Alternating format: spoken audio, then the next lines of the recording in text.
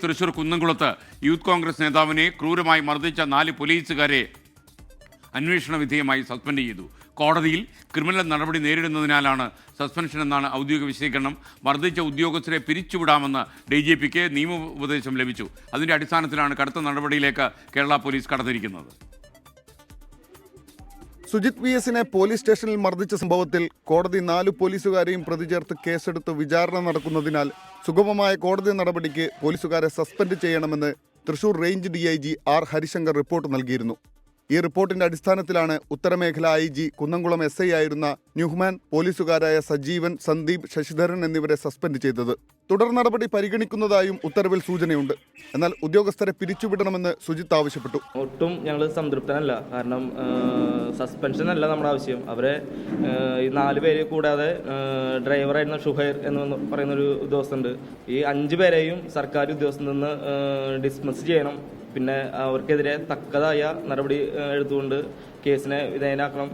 അതാണ് ഞങ്ങളുടെ ആവശ്യം. 2 വർഷം മുമ്പ് നൽകേണ്ടിയിരുന്ന സസ്പെൻഷനാണ് ഇപ്പോൾ നൽകിയതെന്ന് പ്രതിപക്ഷ നേതാവ് VD സതീശൻ. ക്യാമറ ഉള്ള സ്ഥലത്ത് തന്നെ കണ്ട് നമ്മൾ ഞെട്ടിയിരിക്കുകയാണ്. ക്യാമറ ഇല്ലാത്ത സ്ഥലത്ത് ഇതിലൊരു നടപടി ഉണ്ടാകില്ല എന്ന് ഗവൺമെൻറ് പറയട്ടെ. ഇപ്പം ചെയ്ത നടപടിയുള്ളൂ, ഇനി ഒരു നടപടി ഇല്ല എന്ന് പറയട്ടെ. അപ്പോൾ ഞങ്ങൾ എങ്ങനെയാണ് പ്രതികരിക്കുന്നതെന്ന് ഞങ്ങൾ പറയാം. ഉദ്യോഗസ്ഥർക്കെതിരായ നടപടി സസ്പെൻഷനിൽ ഒതുക്കിയതിൽ പ്രതിഷേധിച്ച് യൂത്ത് കോൺഗ്രസ് ശശിധരന്റെ വീട്ടിലേക്ക് ചൂരലേന്തി പ്രതിഷേധ മാർച്ച് സംഘടിപ്പിച്ചു. പോലീസുമായി പ്രവർത്തകർ ഏറ്റുമുട്ടി.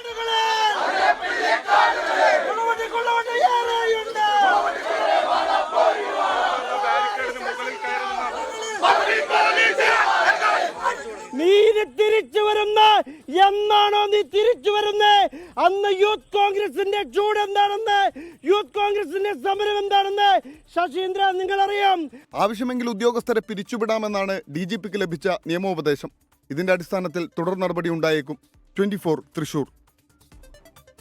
ലോകത്തെവിടെയായാലും ഏത് സമയത്തും 24 വാർത്തകളും ഓഗ്മെന്റഡ് റിയാലിറ്റി പാക്കേജുകളും എക്സ്പ്ലെയിനറുകളും വിശദമായി കാണാൻ ഞങ്ങളുടെ YouTube ചാനൽ നിങ്ങൾക്ക് സബ്സ്ക്രൈബ് ചെയ്യാം.